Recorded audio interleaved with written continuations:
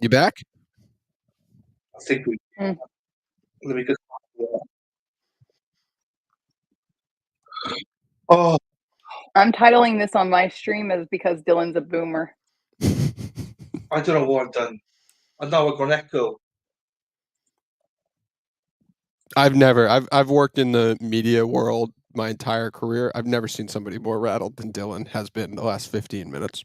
Because Never. I've never seen somebody take longer to create a StreamYard live stream than it took Dylan. He's just then. he's panicking. He's panicking. I got two things open. How have I got two things open? I don't even know. I don't even know where we left off or where we got cut off. But I just did an amazingly unnecessary rant about a person just to call her a piece of shit. So that's just what you missed. That was the perfect time for the stream to get right. Boom. No, we caught that. So what happened was I was on my phone. I had Coughing Dapper on my phone, and I was trying to see if I could screen share off my phone. Yep. And I couldn't. So then I just went end, thinking my phone would end, and the whole stream ended. And you were both taking the piss out of me, basically saying I need to grift more and stuff. That's all. They lost. Never do that. You never try something for the first time. No. On a live stream at 6 o'clock in the morning. Just amazing misstep. Just amazing. But Lady Law and I were chatting privately, and we think that we can raise enough money to hire you a producer because you've just reached that level at this point. Like you shouldn't be doing this yourself. Like you're an elevated, you're a star at this point. So you need some help. Send I've got 4 people here.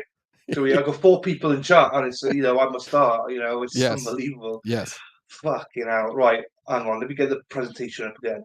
I don't know Dave, Dave, do you have a? I'm sorry. Do you have a stream? I need to follow you on YouTube?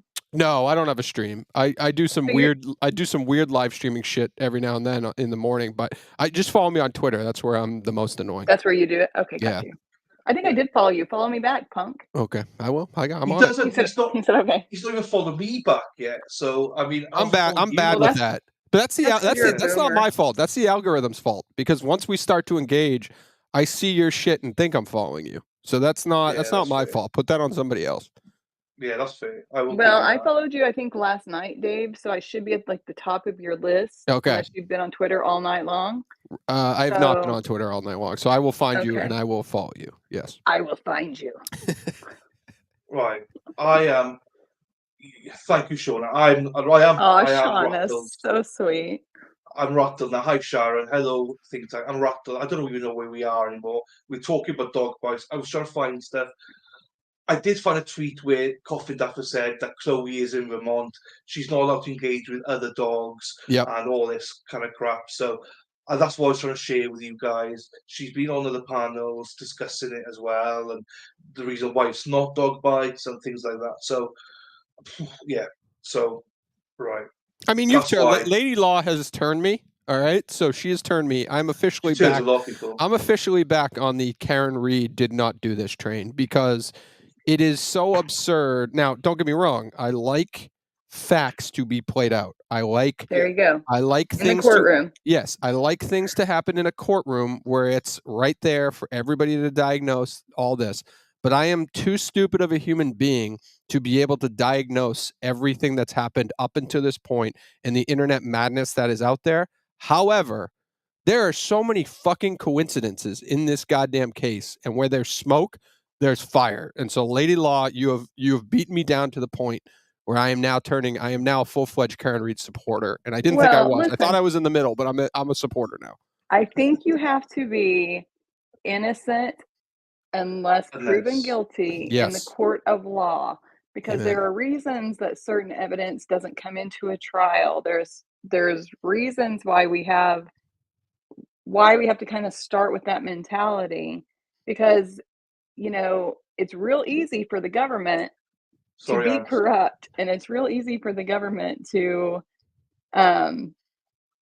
you give them an inch, they're going to take a mile, and that's how you lose your rights. So you have to kind of start with that mentality. Right. And let's talk quickly about all the random fucking coincidences. So, one, we have a missing dog. 2, we have the floors ripped up in the home, which they claim Okay, was wait. the floors were ripped up in the home of I think the basement or wherever, after, like, very quickly after this happened, and the home was for sale. I was told that the floors were ripped up because of a leaky toilet. So So I was when told we that say 2 weeks ago, by the way, and for when a we while I say just heard it was a leak, but it was a I'm leaky sorry. toilet specifically. When we say timing, when we say quickly after, like how long are we talking? Because Let's time just frames are important Yeah, too, well, right? for argument's sake, let's say 90 days. Is that fair? Do we know that it was 90 days? Dylan, do you? I Or don't are you just remember, but making I things feel like up? it was very quick. Now, Okay. some of the I think this was misinformation out there. Where the home took place, the home was sold. The home was put on sale before this incident occurred. Okay. So the home was for sale. I don't know if there was a for sale sign on the outside. I think it could be one of those. Okay. I mean, the So it's been market's sold anyway. Yeah, the market's so hot that it would have sold anyway. So it could have been an off-market type of thing or unlisted or whatever. Yeah. Okay. Fine. So that's one of them. Okay. The floors were ripped up. Damn it, I'm blanking on some of the others. Dylan, you might remember some of them.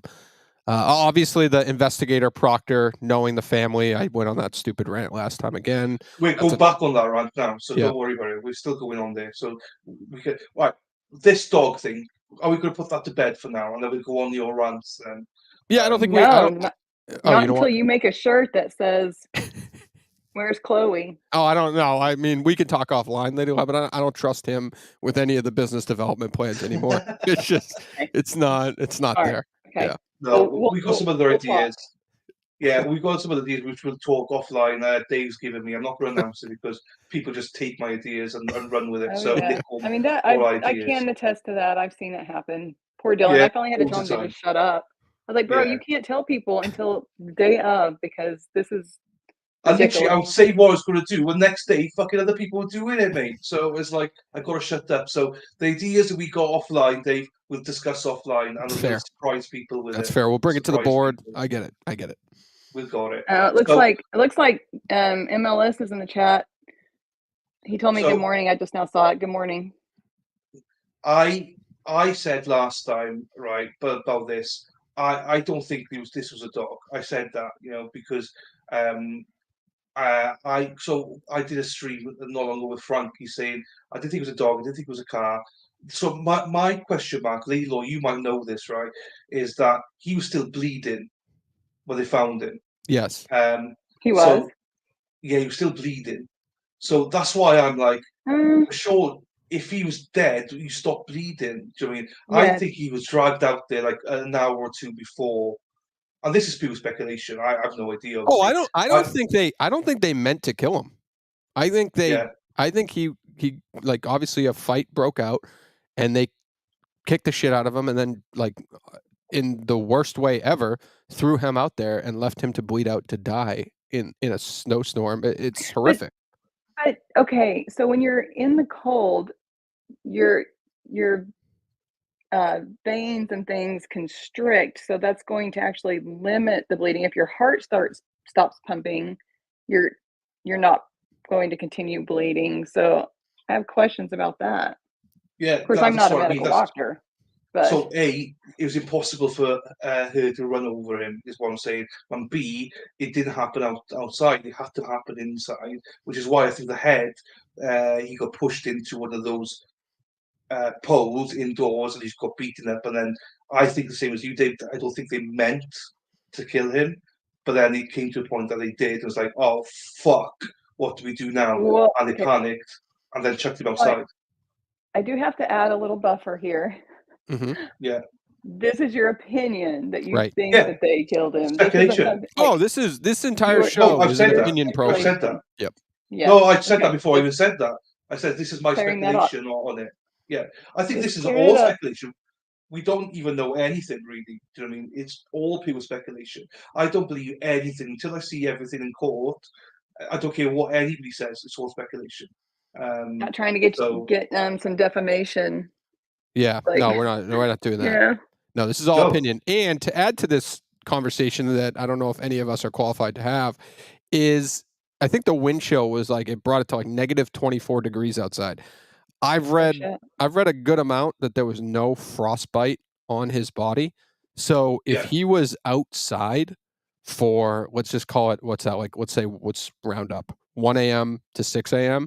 If he's outside for 5 hours in that element like that, with no fucking sweatshirt on or anything like that, like I'd imagine frostbite would be involved in that situation. Well, I don't know. How does that play into, like, if you're already dead? I mean, how does, like... But your temperature still be down, wouldn't it? Even if you're dead, you would, you put in the freezer, you would plummet, wouldn't you? Even more if you're outside, I believe. And you wouldn't even be bleeding though if you were dead. He wasn't pronounced dead. He wasn't pronounced dead till he got to the hospital at like 7:30, right? Yeah, something like that. Or I'm not sure the time, but yeah. So this is why I said on Twitter, so I don't agree. I don't see why Karen Read was even like arrested for this. From what speculation, from what I've seen, I just don't see it, because he could never been outside. I don't think she reversed into him at 24 miles per hour and those little things. Now, do I think she was drinking under the influence? Absolutely. And I think there was probably some other things she'd be prosecuted for, but not, in my opinion. Well, we went over this last time too. Is that whether you like it or not, if I was Jen McCabe, one of the witnesses in this case, and I heard Karen Read say the words, "I hit him, I hit him," I don't really care. Like, it shouldn't really matter which way you lean in this case. That information has to work itself back to the investigators regardless, and they're going to take that very seriously, right? If the words "I hit him, I hit him" happened. I'm just of the impression that those are words from an individual who was blackout drunk, and everything is running through her brain. We talked about that last time. She's just saying this shit. "I think I hit him." However, the police investigators who went into this with their predetermined situation have on record her admitting she said that, a person saying they heard it. So of course she's going to be, But like you said, when you don't know what's happened and you don't, you're just like, "Oh my gosh, did I do this? Could I have done this?" And if you're speaking out loud, and then that comes back to kind of bite you in the butt later, but it's not. She's done it She's done that multiple times. I mean, there was even an interview with her father that was done where I think she told her father that she thought she hit. I don't know if it was specifically worded like this, but it was something like, "I thought I hit something lightly, not I hit a person or I hit John." She did. It was a vehicle pulling out of the driveway. It was the vehicle. That's what the attorney is then arguing, that's what he was alluding to. But the quote that he had was kind of weird about it, I think. But yeah, but that's how it's now looked. It's now looked at least from the defense perspective, is that, when she said that to the father, it was about the car hitting another car in the driveway. Which, if you like, go ahead. Sorry. You can see in that video of her, backing out of the house, you can see that she clearly did bump into that vehicle that was behind her. Yep. On that right passenger side, where... I disagree. I didn't see that. I didn't see it, if I'm being honest. If you slow it, Dylan, do you have the video? I watched it all angles. I have, but I'm not going even risking to see the video now. I played it down really slowly. I don't think that she bumped into. And if she did, you can see it. I disagree. But regardless, if she didn't, then her taillight. Either way, it doesn't really matter. Her taillight's intact either way, pretty much, right? Like it's. I think the argument by somebody was making that when she backed out that day, she hit another car and it created a crack in the taillight, but the taillight was still like intact, if that makes sense. Yeah. When the car then goes out and the car is now it's at the Albert's home until, I want to say, 1 o'clock in the afternoon the next day, because she went to the hospital with John. So she's like playing that situation out. The car's there. She takes the car from 1 p.m. that day, drives to Dighton, Massachusetts, which is about, I want to say 45, let's call it 45 minutes to be safe. So let's just round up. She gets to her parents' home in Dighton at 2 p.m. The car is not back to Canton. I think Michael Proctor, the investigator, went to go get the car in Dighton, and I don't think it was back to Canton until like 5:30 or something like that. So the arguments that is being made is that there was enough time for Michael Proctor to fuck with evidence, to get Tell me who Michael Proctor is. Michael Proctor's the lead investigator in this case. Yeah. Gotcha. Okay. Yeah. We'll go into that. We'll go into that now. We'll go through everybody in a second. Yeah.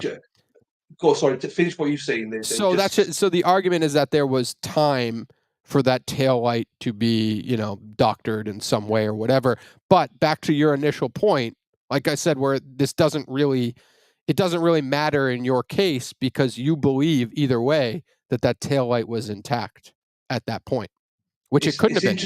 That was the next morning. It couldn't have been. It's interesting because everyone thinks that what most people think differently to me, that the car bumped into that other car and that's where the glass came out. And then when he pulled out, there's no glass at all there. Right. I don't know. I don't know that the glass. I don't know if the glass was completely broken, but I also know that in that video it was snowing pretty well. Pretty wet. So I don't know that you would have seen it because it was dark. So I don't know that you would have seen any glass there. Oh, if the glass broke there and it was on the... Yeah, and even if it cracked, she could have been driving down the road and it could have lost pieces. Who knows, Right. I understand he found pieces of it, allegedly. Later, the next day. Yeah. Right. And wasn't it the chief I think it was the chief of police is just randomly driving by and he spots a big piece of taillight. Like, that's normal. And where did he find it? Like, in where the body was? Like, near the body? I think so. I think they're trying to say that's where a snowbank was. So a lot of the pertinent taillight pieces were covered by that snowbank. So then days later, obviously, it's melting or whatever. Okay, gotcha. So the snow was melting. Gotcha. Yeah. Okay. Regardless of anything, it doesn't make any difference anyway because of that bump. I don't see it. Even if it bumped, say it did bump, probably the glass is still intact. It makes no difference. You don't know that. You don't know the glass was still intact. You can't see on the video. By the way, can I do a quick disclaimer again for this live stream to everybody in the chat? I don't think anybody else who does live streams on this case could also have this like wide-ranging conversation about all these data pieces. Can I just say that? So I feel like we're coming off like assholes because we don't have all the data on this one thing. Most of the people that are doing live streams right now, they're reacting to literally what happened either that day or the day before, and they're analyzing that. And then the prior discussion is typically about like the broader picture of the case and like, I think we're having a broad conversation and speculating because we don't have the specific. I'm just kind of going back to this is editorial and we're three assholes talking. That's all. And also, like, I kind of hate to just have like the conversation and not know the facts. So I'm kind of pushing back and asking because I hate to say something, and because public perception is a huge thing. So I don't want to. I don't want to contribute to the people being anti Karen Read because of anything that we say. And, I will start looking things up so that, if we talk about them, we can go back and kind of rediscuss it later if we need to. The problem with this one is that there is no facts, especially with the tail light. It is pure speculation.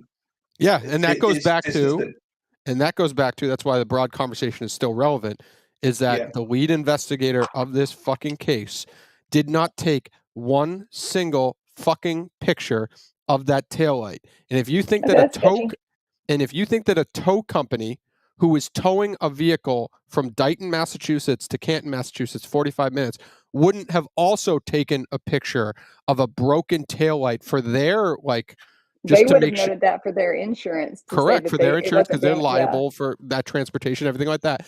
You're crazy there too. So so there's one major fact of this case, and that is the investigation was fucking horribly done. Yes. And now, was it horribly done on purpose, or was it just horribly done?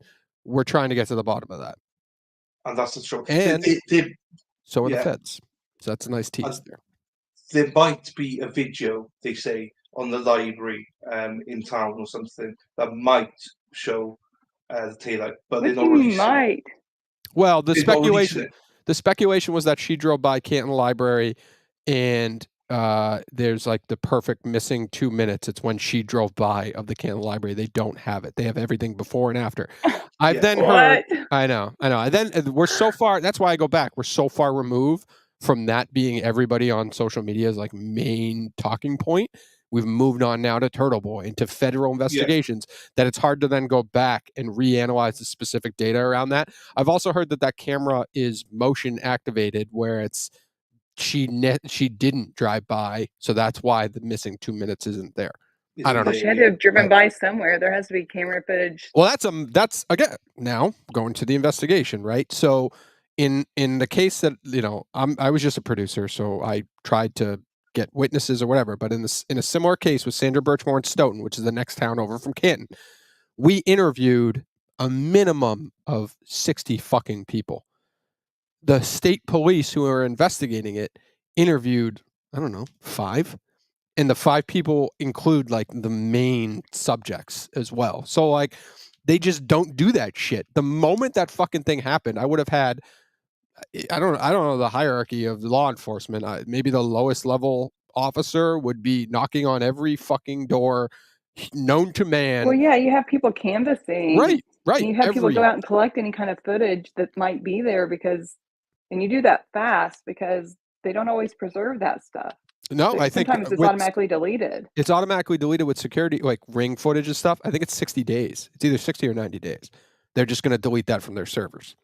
So it's totally, it is the definition of ineptitude that did not occur. Crazy in today's world. Crazy. So I mean, we send out letters of preservation, and, you know, anytime we think that there's any kind of evidence, we send out letters saying, hey, you have to preserve this evidence. If you have anything related to this, you have to preserve it. Right. So that should, I mean. So, okay. But it's not evidence if you don't go get it. Yeah. I mean, you're right. So it's crazy. And that's why things like, I know we're rehashing the taillight and stuff again. It's nothing bigger. There's nothing to prove whether it was there, whether it's not. It was, for me, it was definitely on, because like Dave said earlier on, it would have been noted by the people picking up the car if there was no taillight on it, because they would have 100% have noted that. So that's why. And maybe they did note it. Do we have any? Have we seen? No, they did not note it. They did not. They did not note it. No. Okay. I'm gonna say, have we seen any kind of tow documentation, tow receipt? I believe there's something out there, but it did not note that aspect of it. No. Okay. So it was fine. Yeah. Unless the allegations, unless they lied. So the allegations are that there's like an hour window where that tail light can be messed with by this lead investigator, Michael Proctor. Like, that's one of the allegations. And now firing back at that to play devil's advocate is, you know, not that was the most secure crime scene known to man or anything like that, but that hour that he would have had to then go plant the evidence back there, that would probably be a difficult situation for somebody to pull off, given, you know, all the attention in that area at that time. I would assume, unless maybe there was opportunity to plant that later, because some of the evidence wasn't found for a couple days after. So weird. Okay. Yeah. Yep. Right. Well, let's move past this, because there's no end in sight on this one. So let's go to the key players, baby. So these are some of the key players that we got. We've mentioned some of them already. You should put pictures on these, Dylan. No, I was going to. This, honestly, this is turned into not necessarily analyzing the Karen Read case. This is just bashing Dylan and everything about the execution of today's live. No, I'm just trying to listen. No. I'm just trying to say, like, for me, like, I would like to see what these people look like. So I think this is great. I was hoping you had it. The reason I didn't was because I couldn't tell you who Kevin Albert, what he looks like.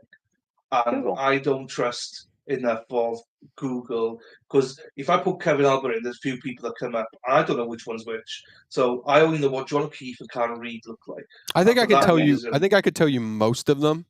Yeah. But yeah, I might get mixed up with like Kevin. So that's why I do not. And I know other streamers have done that, where they put pictures up and they would not actually the right people. So I never want to be accused of that. That's the whole. Yeah, check your sources. So that's why I've done it like this. Otherwise, I just thought it'd look odd if I just had John and Karen up there. That's all. You know what? So, I appreciate that you color coded it. Yeah. Well done, sir. So these are the three. Hang on, you can't see my cursor there. So the green covers Michael Proctor, the lead investigator Berkovich, who was the former chief accountant, and also Courtney Proctor, the sister of Trooper Proctor. So she's linked in as well. She's key. Obviously, John Kiefer can't read. The Alberts are in blue. Now, the red are like in-laws of the Alberts. So just to explain that. And then the three in yellow, orange, whatever you want to call it, they play a key part of being there on the evening of some sorts. So that's why that's who they are in a gist. But yeah, in terms of where you want, I'm not sure where you want to start. I'll pass this on to you, Dave, where you feel comfortable in saying about your opinions, who they are, what role do they play in Compton and stuff like that. Well, I did the rant on Michael Proctor. I mean, my opinion on him, and he's the lead investigator of the case. I don't think he ever should have been near this case for reasons that are my own, that I don't know are necessarily tied to like what law enforcement would think or what attorneys would think. But I don't give a fuck if it's the sister of the brother of the sister or whatever.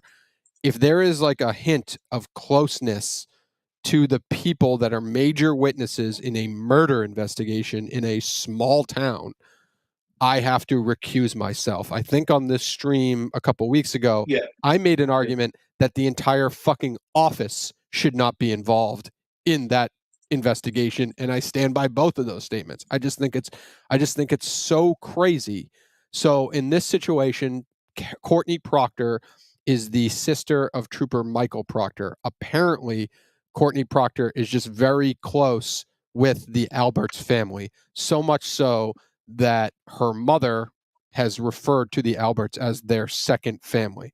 So if you are Trooper Michael Proctor, is there a chance that you are not close with individuals who your mother and sister deem to be their second family?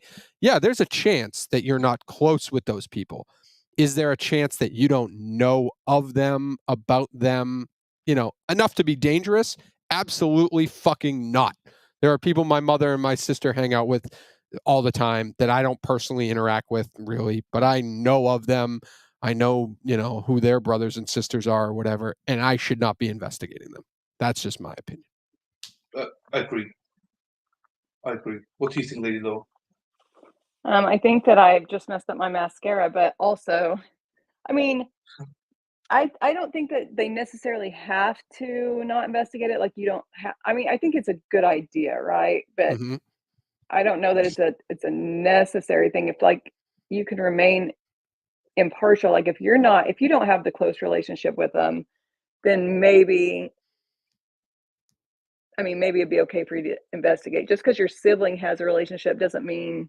What about if you're in a wedding picture with one of the witnesses or two of the witnesses? Were you part of the wedding party, or you just showed up? Like, I forget but it's like a formal picture, so I forget if it's. I think good best practices would be, like I'm going to turn this over to someone else, but you also have to consider like the resources. You can't just like make another police department or another agency investigate, because that's a financial burden, right? So I think that has to also be considered.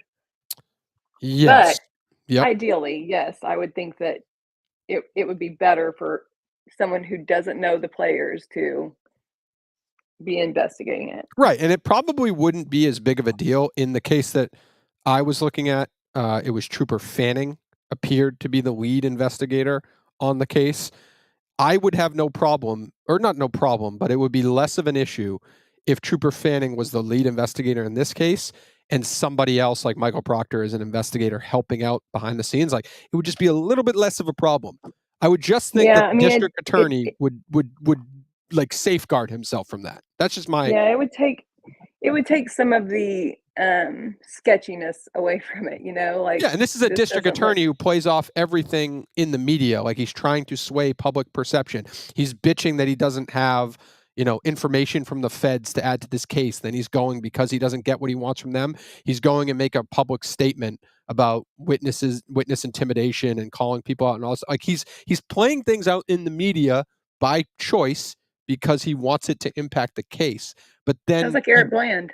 Right, but then he doesn't but then he doesn't safeguard himself in this situation. Like there's like a tremendous amount of arrogance to that, a tremendous amount. And it's kind of funny is because in that case, right, Trooper Fanning in the Stoughton case that we investigated, Trooper Fanning is from Stoughton, Massachusetts, and knew some of the people he was investigating. And so I asked District Attorney Michael Morrissey, do you think that this is a conflict of interest and he should be removed in some, same thing I'm saying here, like he should be away from this investigation? And Michael Morrissey's argument to me was because he knows the players, he could be more of an asset to the investigation, which in that case, I think is a moderately fair argument rebuttal back to me because he wasn't as close, but there was no fucking wedding pictures of Trooper Fanning with the people we were looking at. You know what I mean? Yeah. Like this is way worse than that, but he made a decent argument there. Yeah, I think I lean towards what you say, Dave, in the sense that why put yourself in that position? But I also get sort of what you say in Lady Law as well. But I just think in any kind of case we've learned, I know Lady Law's trying to be devil's advocate a little bit as well there, but I think in any case, in this magnitude, I think that maybe they didn't think it was going to blow up like this, maybe. And I think right. I mean, that's all going on very early, and these are people who may not have necessarily thought that this was going to explode, and they can go about their way behind the scenes. The story wasn't as big of a deal, even though anytime, I mean, the headline was very quick. I think it was like February 1st or something like that. Girlfriend runs over police officer boyfriend. Like that's not, to think that that's not going to expand in some way is either crazy or an indictment on our news media that they wouldn't run with that in some way. You know what I mean? Well, and I also think the whole Turtle Boy thing has really brought the more attention to it. You know what I mean? Oh, like, Turtle Boy took it to the moon. Yep. Doing whatever. It's almost like JLR Investigates is kind of what the vibe that Turtle Boy gave me. I hate to say that, but because I don't know how you feel about Turtle Boy, but just some of this, like at first I thought he was going to be okay, but some of the things that I saw where he was calling people and things like that and like recording it, I thought kind of pushed the envelope a little too far, in my opinion, legally. So in terms of that, we had this conversation last time as well. You know, yeah, sorry. No, it's fine. I no, I'm not butting in because we've discussed it before. I'm butting in because I had the same view as you until I spoke to Dave. Now, Dave knows Turtle Boy quite well, so do you like him? Yeah. I mean, he's been good to being good to me. We're acquaintances. I wouldn't say like we're friends. We don't text each other. Gotcha. But when I was we were doing the case that I keep referencing in Stoughton, he texted me about that. He disagreed with our assessment, and then when this whole thing with Karen Read happened, he turned around and said, "No, now I agree with you. I think the investigation was so shitty." So I know him in a realm that I wouldn't have problems. My problem now is I'm reading some stuff and I'm like, I don't think he would sell his soul for money, but I'm seeing things which is making me question that. And I didn't think of him as a guy that was he knew this woman was a witness in his case and he went back to her apartment. So clearly he's going to get arrested and violate bail and that. There's just these things where whether you think he's been wronged for being in jail or not, there's things that he should have known not to do and he did, and it's now playing in my head. That's kind of strange. But at least to go back to your question, we've all I've worked in radio and he was a guest at times, and then he was a guest on podcasts and stuff. Never had absolutely never had a problem with him. Never, not once. He's never. And I've been on his live stream before. I was blackout drunk one time, did a live stream and stuff like that. There's just he never had a problem, but he certainly in this area rubs people the wrong way because his headlines will be crotch rocket or trailer trash mom does this. He goes after people that people think are lower level where you don't need to publicize it. I make the argument, he keeps saying he's a journalist, right? I don't think he's a journalist. I don't think I'm being I don't think I'm being disrespectful to him, and maybe we'll have this conversation when he's out of jail or something. I don't think he's a journalist. I think he is, and I don't know the definition. A sensationalist? I think he's an internet influencer in a way. I know that word is. Yeah, I think that I'm kind sorry. of like I need to shut up. Dylan is now. Actually, Dylan's probably the best comparison. Oh, he's a trendsetter. Yeah, he's Dylan's a trendsetter. trendsetter. But I think that allows you, when you're not a formal journalist, it allows you the liberty to be basically like an entertainer, yet allowed to also pursue fact at the same time, True. right? Yeah. So I can't have that specific conversation on what the line is for Turtle Boy. I didn't think, based on my perception or my thought of who he is, I didn't think what he did was illegal. It's like over the top. It's aggressive. It's something I wouldn't do, even not as a journalist. If I'm exactly who he is, I would not go through that strategy.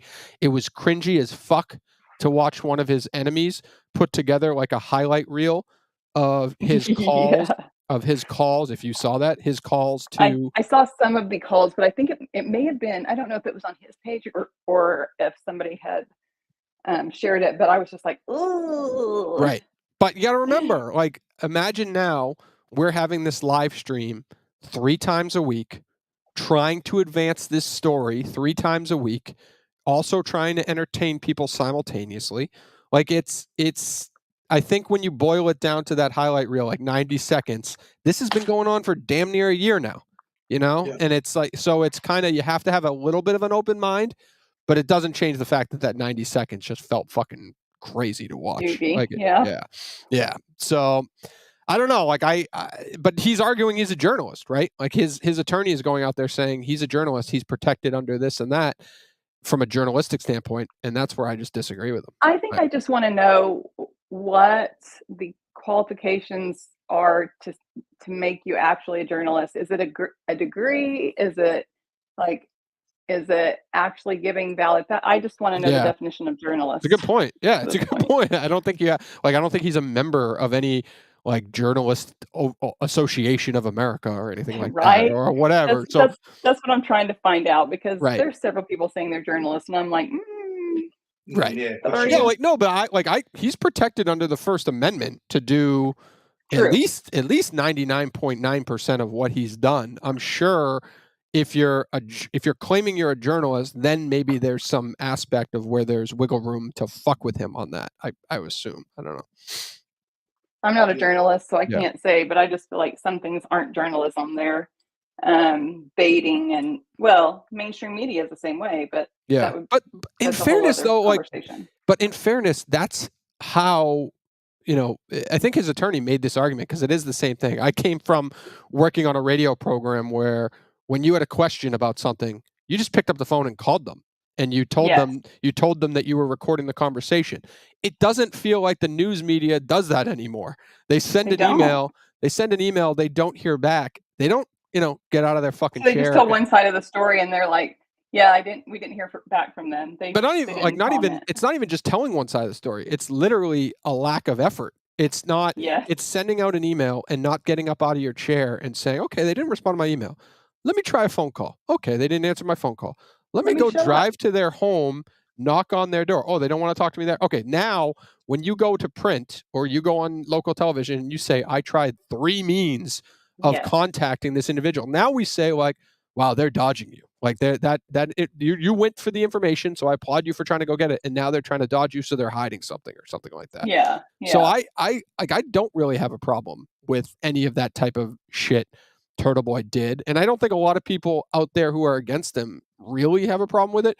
It's when that he also has a cult-like following that turns into a mob, that then he turns these people into enemies, and he does bear some responsibility of not necessarily exactly what they do, but like bringing that energy onto the world. Well, I mean, he can discourage it, right? Like, hey guys, I'm doing X, Y, and Z, but I want you guys to not do X, Y, and Z. It's kind of like, Dylan, and I've even had some of this when we were talking about the Murdaugh trial and stuff.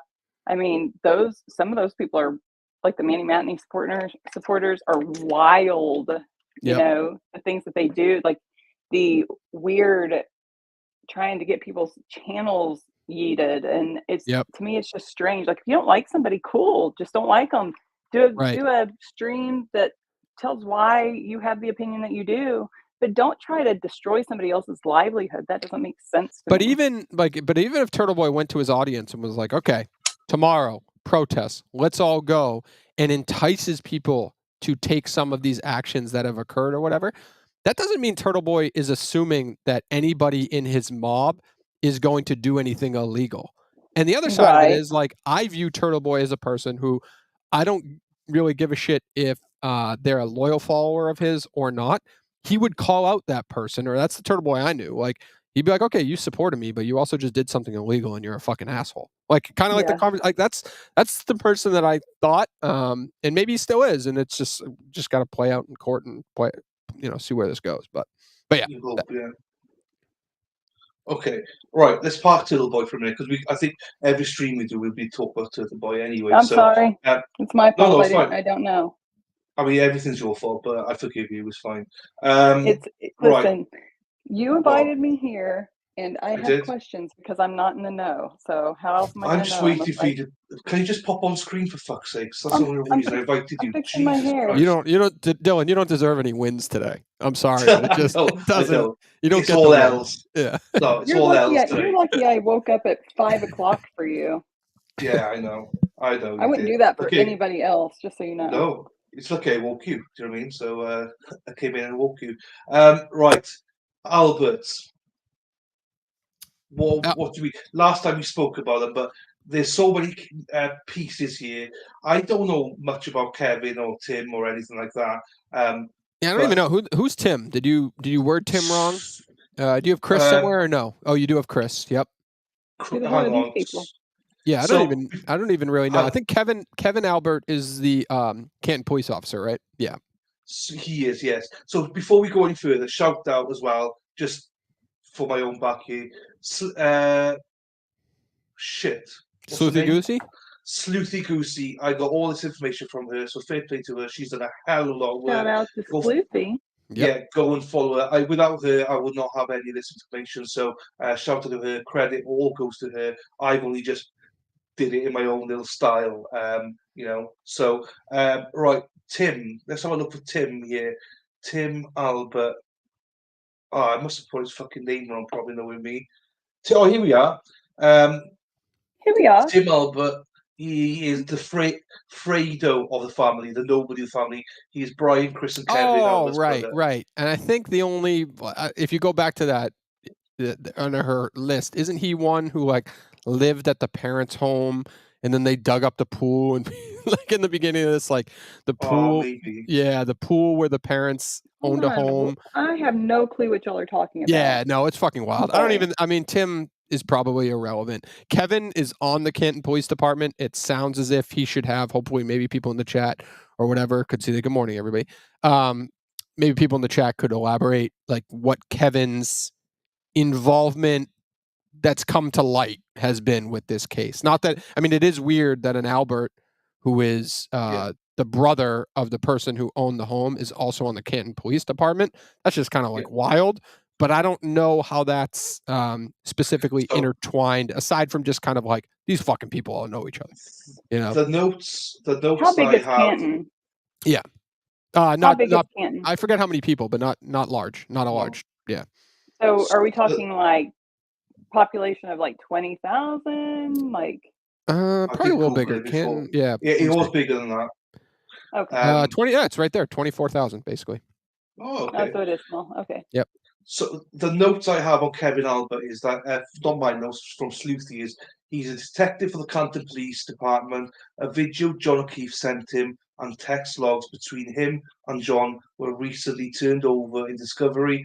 Aware of John calling and tipping off police to drug activity in the neighborhood. Yeah. There's some, I think it was speculation. John was he was a Boston police officer, but he was aware of some drug activity in Canton. And I think, again, this is where when we just toss out baseless accusation, we don't have proof, but I think there was some accusations that Colin Albert, the nephew of Brian Albert, who owned the home, and we can go in there, we can go through all these people again as well. But I think there was some speculation that John O'Keefe was accusing Colin Albert of selling drugs. I can't tell you for a definitive answer if that has been debunked or not, but that has been speculation on the internet. So I'm not sure about that, but sorry, go on. Before I forget, Dylan, I have a question after we're done talking about this. I saw something about Karen Read, like they went and got phones from her house yesterday. Yeah, I got it. Yes, I got it in my slide. Okay. I got it in my slide. We'll cover Okay, it in a second. So Colin Albert, the only notes down here is his nickname is Bang Bang Albert, son of Chris Albert, nephew of Brian Albert. His nickname is Bang Bang Albert from Turtle Boy, I believe. So his name could be Prince Albert. I don't think his friends are going around saying bang bang, but no, yeah. This is all from Sleuthie Goosey's. Don't throw Sleuthie under the bus. That's not her fault. She's doing her job. No, it's on the sheet. I'm only going by her spreadsheet, so I don't know where it's coming from. Yeah. So the notes are he likes to fight, notorious for hating John O'Keefe, was definitely inside 34 Fairview the night of the murders, but people have denied that for a year. So I presume that's speculation. Speculation that he was. Speculation that he was. Yeah, speculation that he was in the home. So that's something that we want to bear out officially, even though there's some reputable people on the internet that seem to believe it as a certainty, but whatever. You said something else about him in that description that I wanted to. Likes to fight, notorious for hating John O'Keefe. Okay, notorious for hating John O'Keefe. That might be a little exaggerated. I could be wrong on this as well. But apparently there was an incident where they all, like him and his bunch of buddies, got hammered and like threw a bunch of beer cans on John O'Keefe's lawn, maybe because they had an argument. They lived near each other and they had an argument about something. I don't know, but that hasn't been, I don't believe that's been debunked by anyone necessarily. I don't know if that means they have some crazy fucking rivalry, or were these just kids that were being assholes, and maybe Colin just kind of thought John was a piece of shit or whatever, but that doesn't mean like he dedicated his entire life to making John O'Keefe's life a living hell. I don't think that occurred. Okay.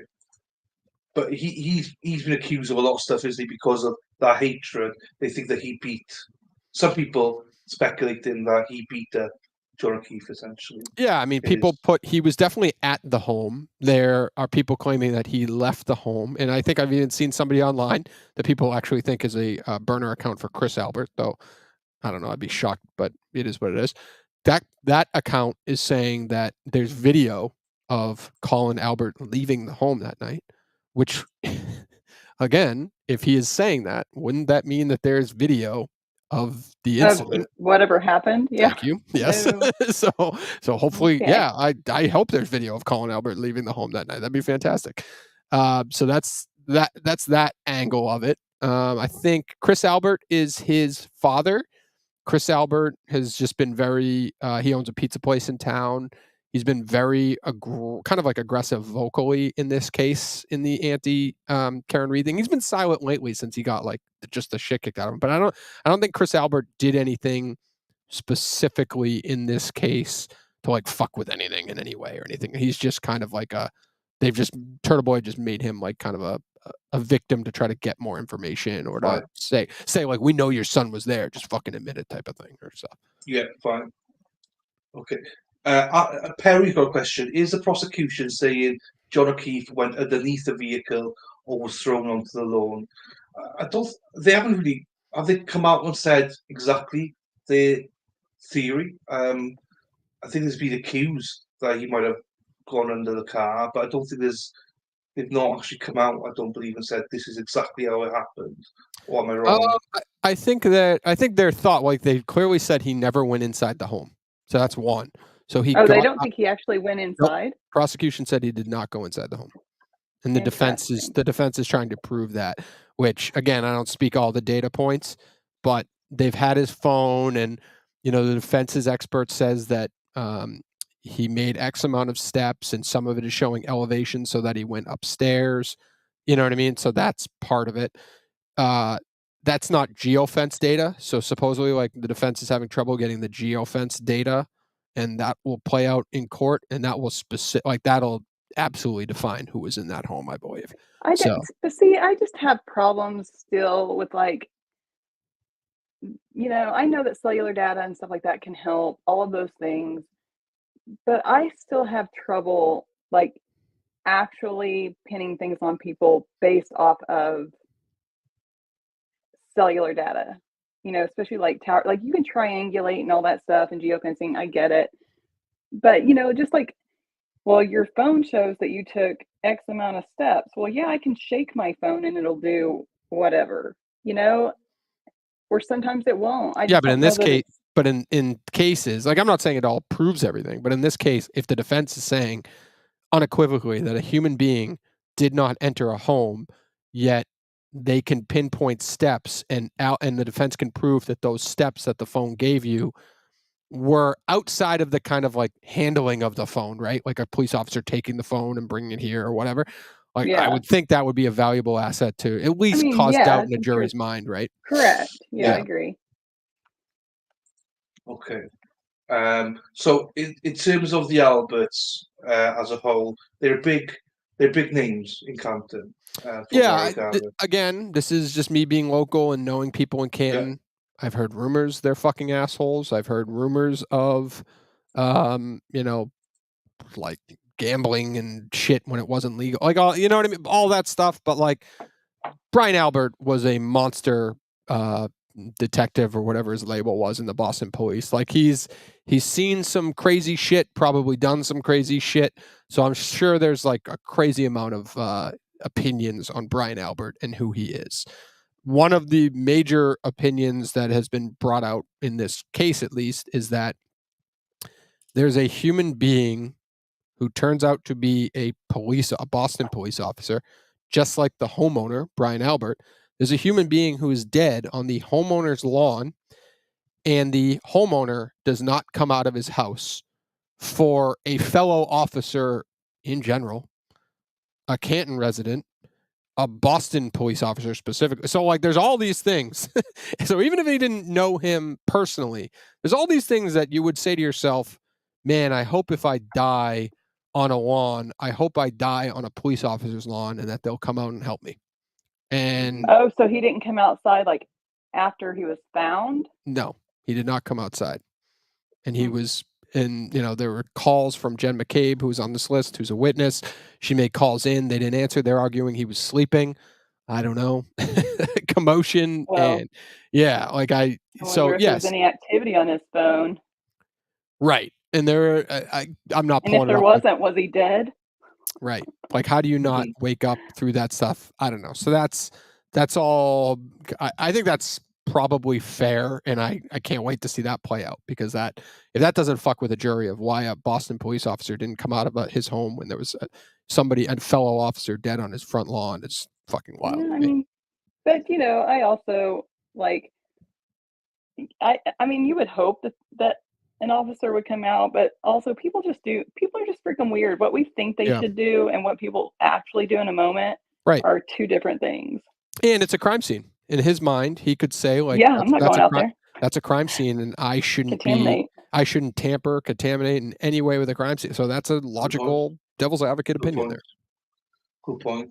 There's one thing I want to bring up here, because I know the time restricted as well, but I want to move on to the second here, because Brian Albert's a big guy in name in police force, but Brian Higgins, this is one I found very interesting, right? Because the complete opposite, he was inside 34 Fairview the night of John's death, and then he went to Canton Police Department at 1:30 a.m. to do paperwork. Yep. That to me is more sus than Brian Albert not coming out. So he at 1:30 in the morning, he left the house and went to the police department to do, inverted commas, paperwork. Is this after the death? Yes. No, this is the time frame. The time frame of the death. He would have technically left after the death took place. Yeah, because in their mind, night? Well, in their mind, the death occurred at let's call it 12:30 a.m. And so he went to the Canton Police Department at 1 a.m. to do work. Now, did he work the night shift? No, I don't believe he was like going. I don't believe it was like, hey, I'm on duty right now. First of all, he was not a Canton police officer. He has an office inside the Canton Police. He's an ATF agent or whatever. ATF. Okay. So he's whatever that means. But and he'd been drinking. I have questions. Yeah, I don't know if his consumption level was it. I mean, the rumors are rampant that like he was legitimately the guy who like watched guard as they dumped the body. Oh. And that's now why those are like, so there have been text messages going around through I fucking hate this case. There's just so much stupid fucking, you know what I mean? Like, you can't talk about one thing without going back to something else and completely fucking up our entire conversation of whatever it is. But I've seen text messages, which is basically Turtle Boy talking to Karen Read, allegedly, through an intermediary. Okay, so if Dylan and I want to have if Dylan's a criminal and I want to text him as Turtle Boy, Lady Law is texting me to get information or whatever to Dylan. And this person like had a shitload of information. And I've seen texts where this intermediary was basically like detailing exactly what happened, which was there was a fight. Colin was there. ATF agent Brian Higgins watched guard as they dumped the ball. Like, you know, which is wild, but there's like reputable people. There's a guy on Twitter who I like because he's kind of a shit talker too, but he was in law enforcement for 30 plus years. Like, he's taking her word as truth, and he like believes this as a certainty. Like, he'll risk his reputation. No, I don't know if he has. I want to verify. I'm one of those that's like, show me, authenticate that these messages came from who you say they came from. The intermediary? Like, I need proof. Allegedly, she has a, why am I blanking on the term? Like, she can't be prosecuted. Immunity deal. Allegedly, she has an immunity deal because she gave all the text messages that she corresponded with Turtle Boy or other witnesses or whatever through Karen. So now you brought up the phones from yesterday. Like, literally, some of those texts came out the last 48 hours that I saw, and now all of a sudden Karen Read's phone is gone, which could mean that she was having conversations. Maybe that was a spark. Who knows? Maybe it has nothing to do with anything, but maybe that was a spark to go get Karen's phone to see what she was talking to this woman about. But if this woman has had immunity for an extended period of time, they already have those messages through that woman. Yeah. You know? So I don't know. Okay, what I'm going to do, I'm going to pivot here because I think we can revisit this, right? This beautiful chat. We'll revisit next time we do this. Because you just brought it up, I think a lot of typos on the chart, Dylan. I don't know. Did you notice that, Lady Law, or no? I'm not looking. I'm actually curling my hair, but okay. I just didn't know if you noticed. Hold on, I'm gonna look because if I had noticed, I would have said something. Yeah. I don't even look at this any. Yeah. I have not seen any, but I would have to zoom this up to 3,000% to be able to read some of this. Right. No, don't do that. Don't do that. Don't do that. I'm even looking at it now going, where's the typo? I can't see any, but I trust you, Dave. Yep. Thank you. But you also didn't see her back into a vehicle, so we know your eyesight sucks. That's true. She definitely didn't. But that's she definitely did. We got well, this is why we debate, isn't it? We've all got different opinions. Well, I'm going to send you the video later, and I'll zoom in on. I just muted it, so shut up. Right, so I'll mute it now because I do love her. Fuck off. This is Ted Daniel, Jennifer Coffindaffer. I'm not sure if this is what we're speculating, but Ted Daniel says Norfolk County Special Prosecutor Ken Mello just confirmed for me that MSP seized 2 phones from Karen Read today related to the investigation. Mello's running into allegations of witness intimidation. Yep. Just today. That is not this is not the murder investigation. It is a separate case concerning Aidan Kearney, who people know as Turtle Boy. My opinion on this, right, for a second, is this is. Hold on, who's Mello? Ken Mello is an attorney that the Norfolk County District Attorney's Office hired, allegedly after reaching out to multiple other attorneys. He agreed to take on the special case that is witness intimidation charges toward Aidan Kearney, Turtle Boy. So he is the prosecutor of Turtle Boy's witness intimidation case. Yeah. Okay. So this is so clearly, and by the way, like, let me go on that for a second. Because Turtle Boy is a witness, maybe in the Karen Read case. I should know this, and I'm just too stupid to retain information. Because he's a witness in the Karen Read case, I'm assuming the Norfolk County District Attorney's Office thought that it was a conflict of interest for them to be investigating Turtle Boy for witness intimidation or anyone in his office. So they brought it on Mello? Is that fair? I mean, maybe. Well, I don't know. I'd have to research it.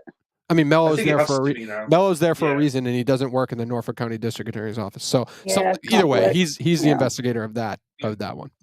So once again, it's turned into the Turtle Boy show rather than the murder case. But anyway, Coffee Duff's jumped Whatever. on board. She's jumped on board.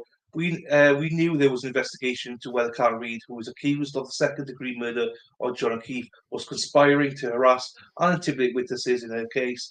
But now we know her phones were seized. That takes an affidavit showing probable cause of criminal activity signed by a judge.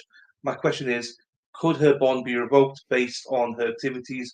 And then she's got another one as well. By now, it should be clear the blogger Kearney and his minions are seemingly involved in an array of criminal activity. The law is clear when it comes to witness intimidation, yet laws continue to be broken. Every time I cover this case, I need a shower afterwards. Okay, why? Because You're right about that. Hard, pretty much, yeah. It's hard to watch the breadth of false allegations against innocents for the purpose of one, clearing accused murderer. Fuck me, right? So he says false allegations against innocents for the purpose of clearing accused murderer Karen Reid, and two, keeping the gravy train rolling. Those falsely accused and the family and friends of John O'Keefe are the victims, and as more and more information is exposed, more and more people seem to be in the web of wrongdoing. I will say it again. March can't come quick enough. And then obviously Grandad Smith Ellis as well. He's breaking stuff. Can I make a really asshole and completely it's a very I'm trying to think of a respectful way to tell everybody that I'm a piece of shit. But like witness intimidation. If somebody, and I think we all play this stuff out all the time, right? And we have attorneys that tell us opposite. But if I am a witness in a murder case and I was at a party with these people and well, you know what I mean? Like I'm intertwined in this beast. I pretty much think that my life is about to get pretty fucked up. And I'm pretty open. I don't know. I'm pretty open about the information that I have. And I'm like, here's my fucking phone. I didn't delete shit. Take it, because I didn't fucking kill somebody. Like, take it. I know that's easier said than done. I know that's like an Please internet. Don't do that. I know, right? So I know that, but don't you kind of feel that way in this, where it's like there's fucking 15 people involved that were there that night. Like all of them have information and all deserve to be questioned and probably are going to get prodded in certain ways. I know, like, if I have a hit song and it explodes to the top of the charts, I become I become an international sensation overnight. My life just fucking changed, right? Like Taylor Swift can't walk around by herself anymore. I'm not saying that's the best example of this, but like shit changes for all these people.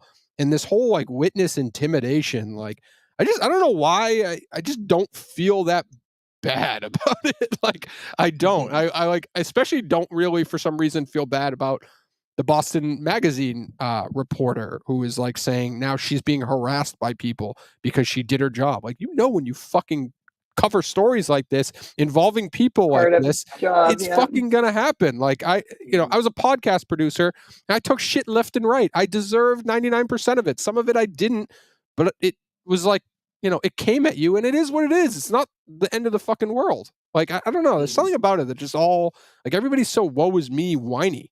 I think that there are certain things that come along with any kind of job, and it's just part of the job, and you just have to learn to deal with it. Yep.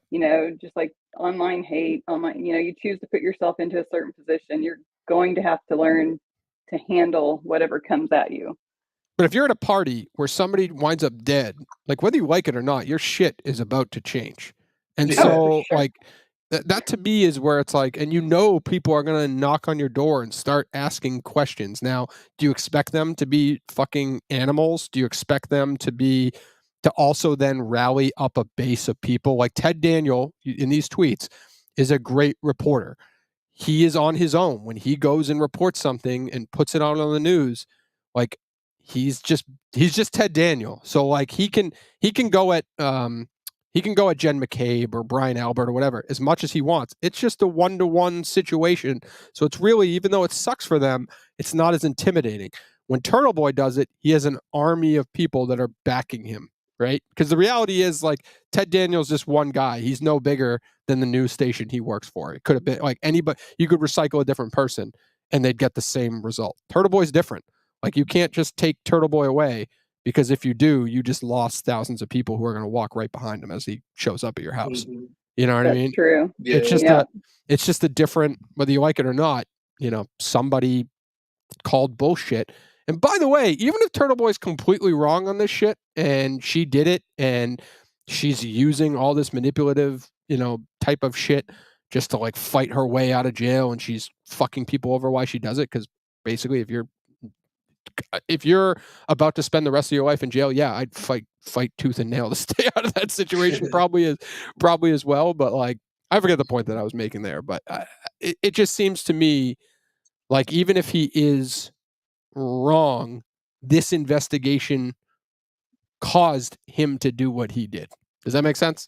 Like, yeah, no, it does. If you're not going to fucking take a picture of a taillight when you seize a vehicle, somebody's going to try to be an internet keyboard guy. You're going to have to answer it. You're going to have to answer it when somebody, because it's going to be, if it wasn't Turtle Boy, someone was bringing up that fucking taillight. And someone was bringing up the fact that like a week after this incident occurred, Colin Albert has a cut on his fucking hand. Like, those are things that whether you like it or not, I know you hate Turtle Boy because he calls people twats in headlines, but like somebody on the internet was going to do that. Like somebody was going to do it, and maybe they just didn't have they wouldn't have had as big of a reach, but it was going to happen. Well, and I think that, you know, it kind of brings attention to the fact that, you know, some of these police investigations are just trash. And so maybe just do better work. Right. Just do better. Be better. Right. Yeah. You hear that, Dylan? Yeah, I'll try to be better. No, I agree with it. In sense of Turtle Boy, you know, I obviously was a big hater on the way he did things, but now he grasping a bit more of an understanding of why he's doing it. If it's not him, someone else would do it. I still don't agree with everything that he does, but the fact is he's got messages out there, which is good, and you see how really you see the DA. Was it the DA that I read something on TV saying? Basically, he's going to tamper the jury pool himself by making sure that everyone knows that Karen Reid's guilty. So in a way, I'm glad now that Turtle Boy is the opposite and wants to tamper the jury pool as well to say Karen Reid is innocent. You know? Right. So they're both doing the same thing essentially. So I don't like it. Two wrongs don't make a right. No, I agree. I agree with you. Tamper with the jury pool. I totally agree with you. But I can understand a little bit now why he did what he did a lot more. So what were they in your legal? I apologize if this is, but in your legal opinion, when they go to select the jury, like these people, you have to find people that legitimately have never heard of the case. Yeah. Well, you have to find people that, I mean, they can hear about it. Yeah. But I mean, you want them to have like, I've heard about it, but I know nothing about it. Or they have to say that, you know, they can still remain impartial, which I don't know that anybody can really remain impartial after they've heard certain things. You know what I mean? Mm-hmm. Like, I just don't know, because then you get things set in your mind and then it's like, okay, well, no matter what you show me, you're not overcoming what I already think. And to be completely honest with you, like, it's the prosecution only really brought, I mean, we give Turtle Boy a lot of credit for bringing this case to light and turning it into the internet thing that it is. But I said this last time, Dylan, I don't think it's much. I know it feels like it's much when you're in the conversations and the same 1,000 people are watching the same random grifters do live streams raising money for Karen's Defense Fund. It feels like it's bigger than it is. It's not there. And it's there now.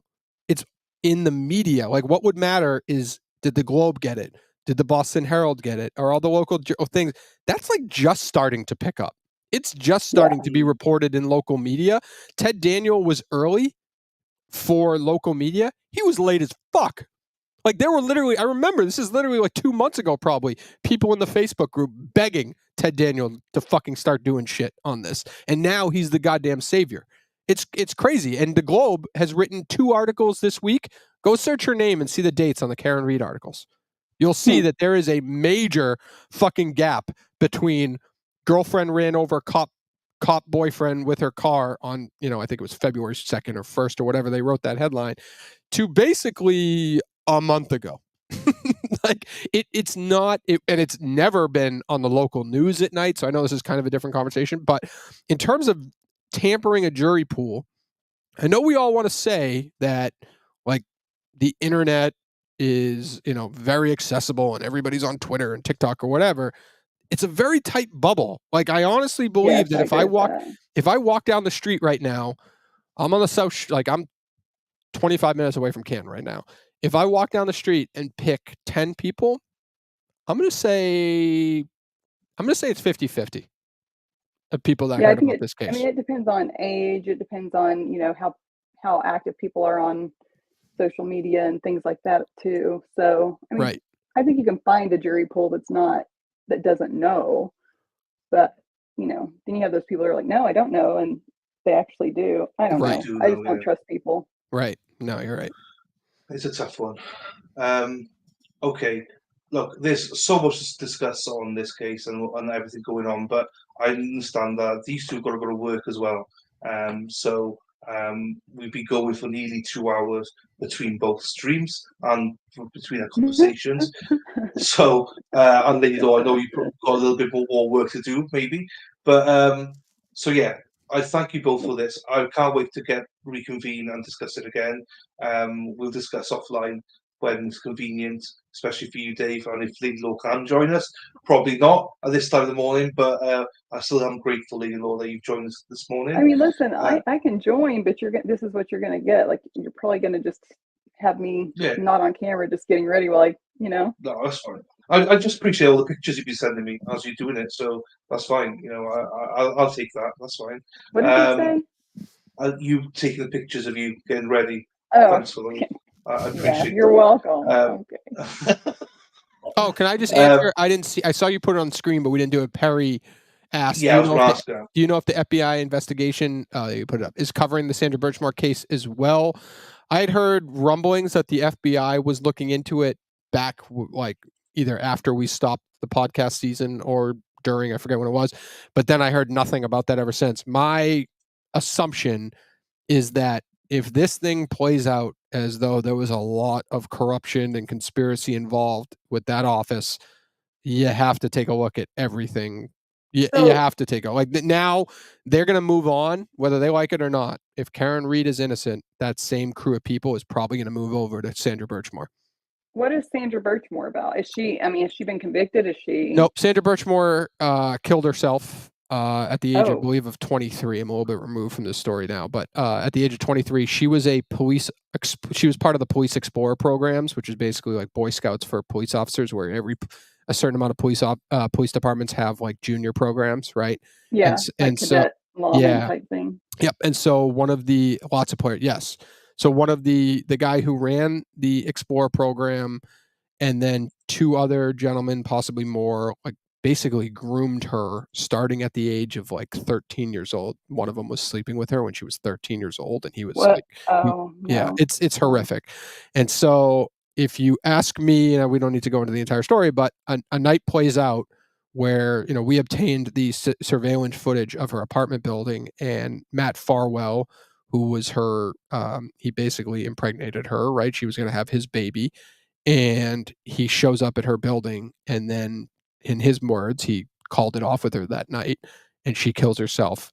According to the cops, according to a lot of these same players that according to the same people that are involved in this investigation, they want us to believe that he broke up with her and she killed herself damn near immediately after he left that apartment.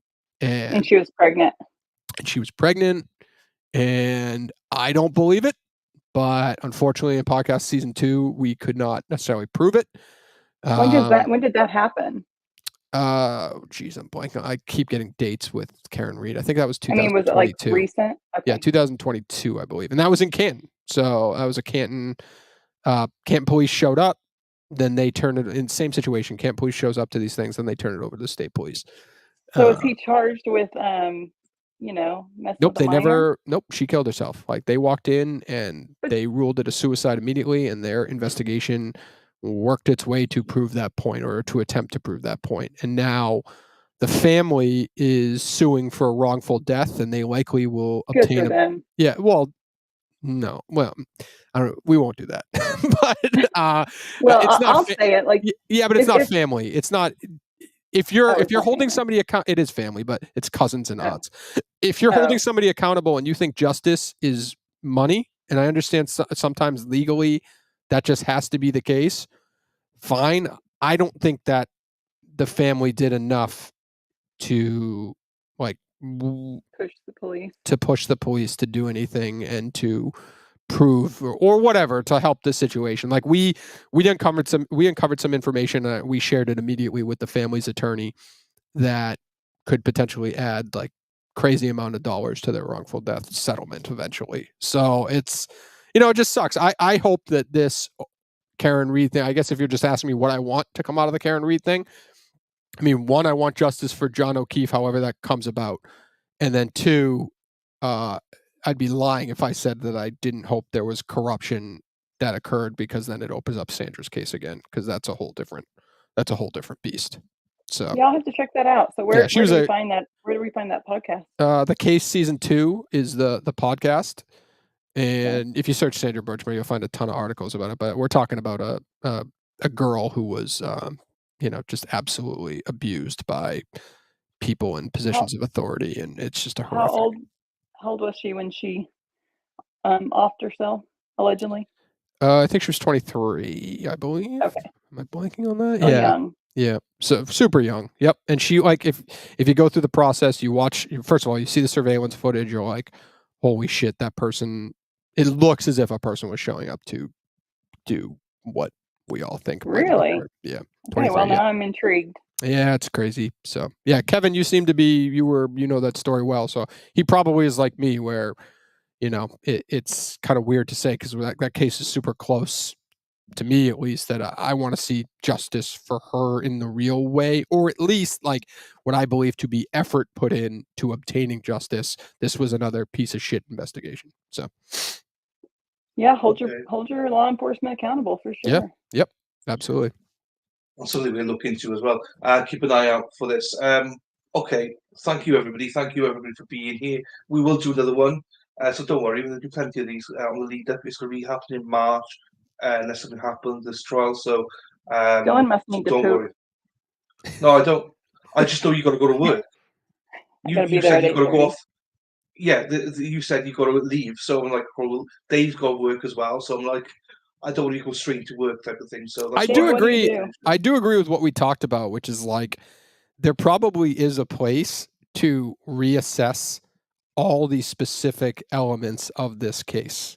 Like, the party occurred on this night. This is who was there, is episode 1. And you know what I mean? Because it's just, to have this type of conversation, this is totally fine, where it's a broad conversation, but the value is probably when you dial into each specific aspect for a specific amount of time, and because there's so much with this fucking case. It's crazy. Well, and I think you almost have to set it up as like, these are the players, get your base pattern, like these are the players, and then you can kind of say, how they are related to each person in the case, and you just kind of have to go bit by bit. But yeah, I probably run that for everybody by. And you gotta remember, I mean, so it's January 15th. The next court hearing is February 15th, though David Yannetti is saying, and it appears to be confirmed, that the feds are going to release information that presents a strong likelihood that this case will not be going to trial on March 15th,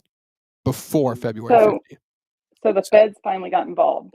The feds got involved. We didn't talk about that because we could probably go on too long for that. But there's 8 letters that were just released between federal agencies and Michael Morrissey's office, whether it's from him directly or an assistant.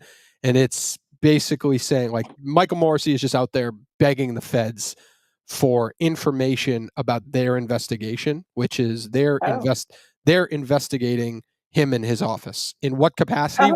We don't. In what capacity? We don't really know. It would be assumed that they're people are assuming that he's investigating this specific investigation in this case. We don't know that as fact. I don't believe that the letters prove that to be fact. But we know that Michael Morrissey is a whiny, tubby bitch who is trying to search for information from the feds, and they were not playing ball. But they definitely confirmed that something is going on. So I'll have to check that out. Yeah. Kevin posted that the O'Keefe family have been told by the feds that the case against Carrie is not going to trial. I read that on X, on Twitter, but I got like I put a eye emoji on that one, and I got like 20 DMs saying no fucking shot. It's kind of just nonsense that came out of a party. But who knows? Let's let it all play out. Morrissey has absolutely got to be scrambling. I'd be fucking scrambling too. And that's why he's telling Ken Mello to go after Karen Read, get those phones and do whatever. Yeah, he's absolutely scrambling. Panicking. Cool. Yep. Right. We will bring in, I'm going to have a discussion offline with you guys. We'll be bringing some sort of more stuff in the coming weeks. So don't worry. Hopefully you can all join us. We'll break it more down again. I like what we discussed here. So thank you, everybody. Thank you, chat. And we'll have a chat offline for a second, guys. So yeah, appreciate you both. Appreciate chat. Catch you all later. Take care, guys. I'm ending the stream properly this time. Ended it properly. Oh shit, I need to play the thing, don't I? Hang on. My outro. Dumbass. Right, see you later, guys. Ta-ra.